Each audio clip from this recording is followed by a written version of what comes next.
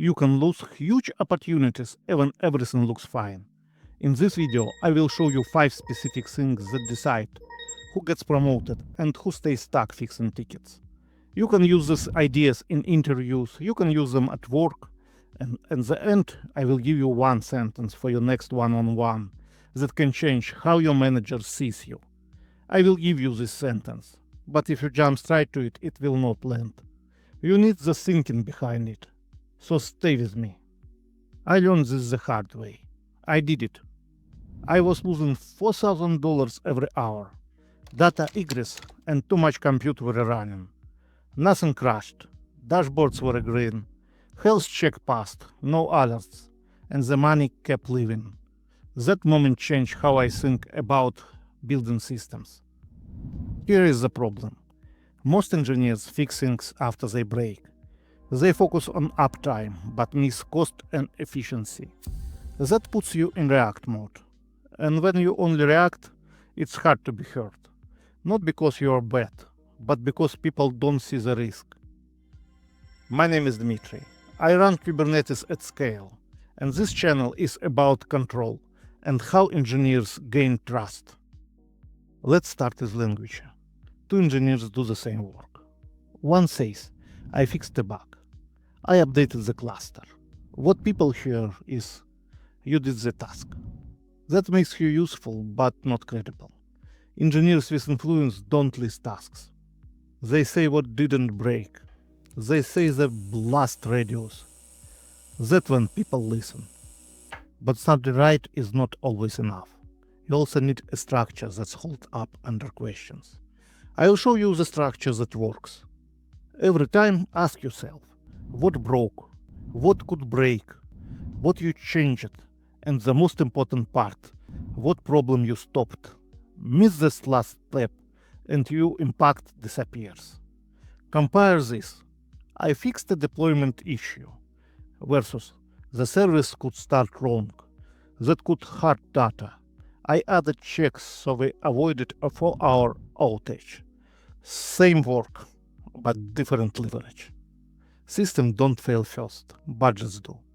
Most engineers think about CPU and memory. Seniors think about money. This is FinOps. Because real problems don't stop systems. They slowly spend money.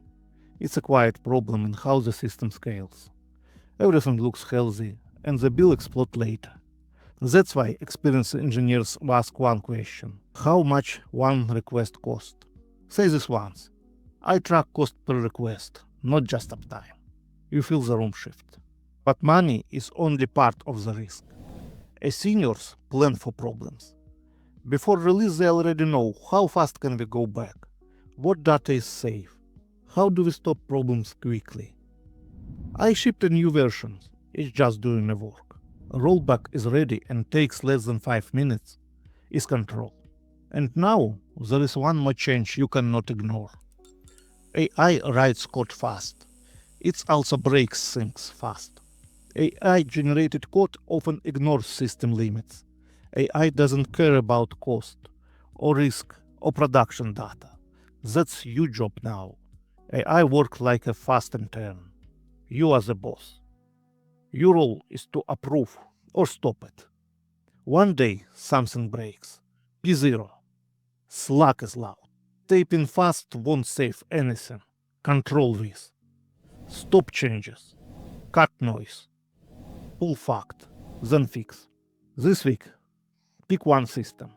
Ask yourself, what can fail silently? Where can money leak?